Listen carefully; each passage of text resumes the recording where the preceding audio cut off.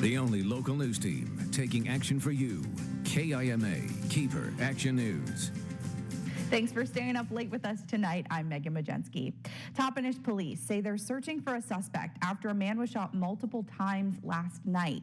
Officers say they found a 29-year-old man laying on the sidewalk in the 10th block of East Toppenish Avenue at about 9 p.m. Authorities say the victim was shot in the legs, pelvic area, and back. The victim tells police he was walking on the sidewalk when a man walked up to him, began firing a handgun at him, and then ran. Officers say the suspect was described as a Hispanic man, about 5'6", wearing all black clothing, a black beanie, and a black and white face mask. Police say the victim was taken to the hospital and is expected to survive. His condition is improving. The victim did not know who shot him when I spoke to him earlier last night. Anyone with information is asked to call Toppenish Police or Crime Stoppers. Starting January 1st, Benton County leaders plan on cutting 21 jail staff positions. This includes 8 currently vacant positions. Corrections Department staff were made aware of the cuts over email last Wednesday. Benton County leaders say the layoffs are a direct result of the pandemic. Action News spoke with Commissioner Jerome Delvin today, and he says it wasn't an easy decision, but with funds from the CARES Act running out on November 30th, there's no revenue to keep staff on. Delvin says Benton County leaders are meeting with the union this week to try and help lessen the impact to jail staff. He says they're prepping an early retirement incentive program, which could be rolled out in December. Dozens of Coco's Bartini customers and community members showed their support for small businesses staying open during Governor Inslee's second shutdown earlier today in Richland. This comes after Coco's Bartini owner Dana Slovak decided to continue to offer indoor dining as a form of peaceful protest despite Inslee's orders. Last week, Slovak asked customers to dine in and bring signs. We were very overwhelmed with business this past week, and so I thank the supporters, thank my customers, everybody for coming out, because we ran out of food on Friday and Saturday, so it was amazing, and we had to close early, but sorry, we'll do better next time. Dana tells Action News Coco's will reopen Tuesday for another week of peaceful protesting. He's asking for donations to help with legal fees. You can learn more over on our website, keepertv.com. We're going to toss it over now to Storm Tracker Ashley Vilwesa, who is in our weather center. It was kind of a chilly day out there today, a little breezy, and it seems like the rest of this week is going to be the same. Thanks so much, Ashley. Benton County authorities are asking drivers to slow down after they say drivers not paying attention, slick conditions, and speeding drivers caused multiple wrecks this morning.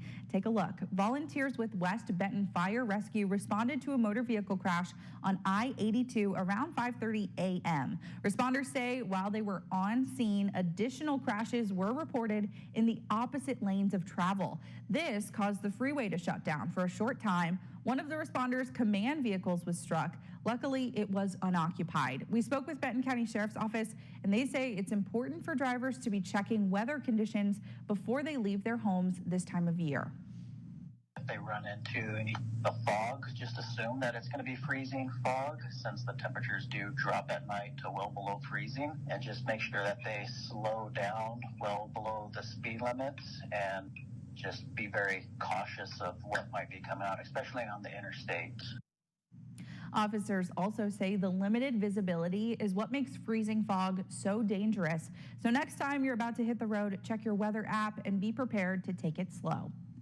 The Washington State Department of Health is now discouraging people without symptoms from getting COVID-19 tests in order to attend Thanksgiving celebrations.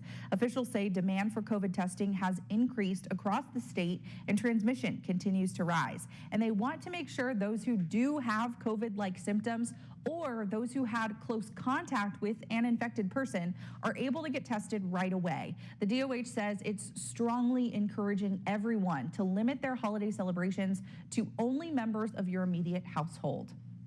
An interim health officer has been selected for Yakima County. Friday was Dr. Teresa Everson's last day serving as health officer, leading Yakima County through the pandemic. The Yakima Health District says Dr. Larry Jecka will serve until they find a permanent replacement.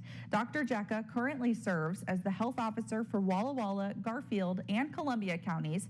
Yakima Health District officials say Jecka lives in Eastern Washington, and his experience in serving communities similar to the Yakima Valley will prove invaluable in the county's COVID-19 response. COVID-19 hospitalizations have reached an all-time high. In Washington state, as of yesterday, there are a record 762 people receiving care for the virus, and now all hospitals in the state are working to figure out ways to keep beds available. Cole Miller tells us more. Walla Walla County Sheriff's deputies arrested a man tonight for stealing 2020's most priceless item, toilet paper. Well, that and over $1,000 in stolen items. Someone witnessed the man stealing from the home and called it into 911. The witness followed the thief until his cell ran out of service and the thief started driving recklessly. Hours later, deputies found the suspect with toilet paper in the same unique packaging that was stolen from the home. Deputies arrested the Oregon man and booked him into jail. Several viewers have reached out to Action News saying they've been receiving dozens of spam calls from Jamaica and other countries in recent days.